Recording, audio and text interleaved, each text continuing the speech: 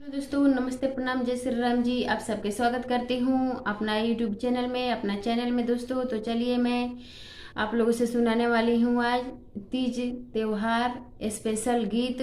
शंकर जी का तीज व्रत का गीत है, आप लोग जरूर सुनिएगा। अच्छा लगेगा तो छोटा सा प्यारा सा कमेंट कर दीजिएगा और शुरू से लेकर अंत तक सुनिएगा इस गीत को, और गीत को लाइक भी कर दीजिएगा, साथ में चैनल को सब्सक्राइब भी कर लीजिएगा। तो चलिए मैं सुनाने जा रही हूँ, आप लोग बने रहिएगा। इस तीज स्पेशल शंकर जी का गीत शुरू से लेकर अंत तक सुनिएगा, बहुत अच्छा लगेगा शायद आप लोगों को। पुराइन के पाता पाराय सुतेली गाउरा हो देई। पुराइन के पाता पाराय सुतेली गाउरा हो देई। सपना देखेली जगूत, सपना देखेली जगूत। टोला महलाई के पुरुष गोतिन हो बहिनी। टोला महलाई के पुरुष गोतिन हो बहिनी।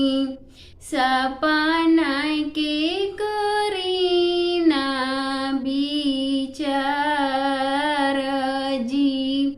सपना के करीना विचार जी।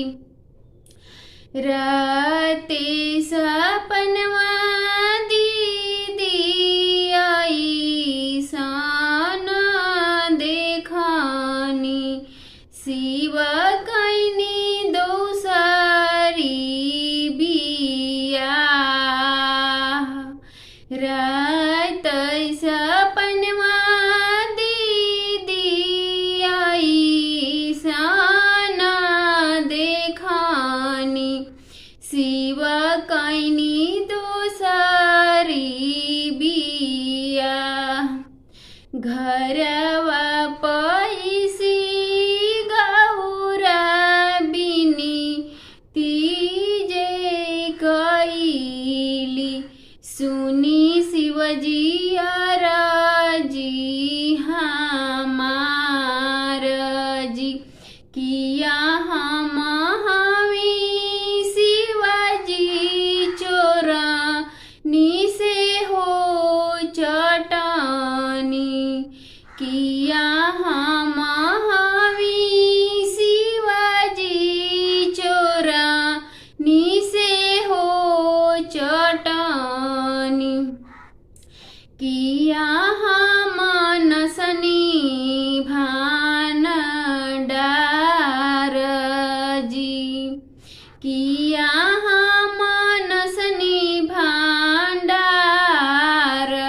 जी। रौरा करब दूसरी बियाह जी। रौरा करब दूसरी बियाह जी। नहीं तू बाड़ू गौरा चोरा नी से हो चटानी। नहीं तू बाड़ू गौरा चोरा नी से हो चटानी। नहीं तू नस्लू भान डार। नहीं तू नस्लू भान डार। हम करब दूसरी हो बियाह। हम करब दूसरी हो बियाह। पेन्ही लिहानी शिवजी जोड़ा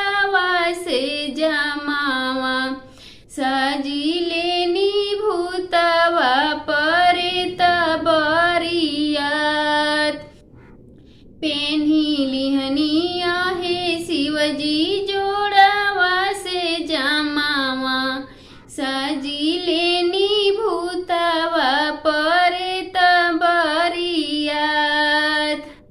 करे चलनी दोसर बियाह जी करे चलनी दोसरे बियाह जी कमने गईनी किया भूले सुने ये गौरा देया गौरा सवत परिछि धैर्य के उठाई जब देखेली गौरा देई इता बाड़ी बहिनी हमार कवने गैले किया भैले सुनाए गौरा आवै गौरा सवत परिछि जी दढ़िया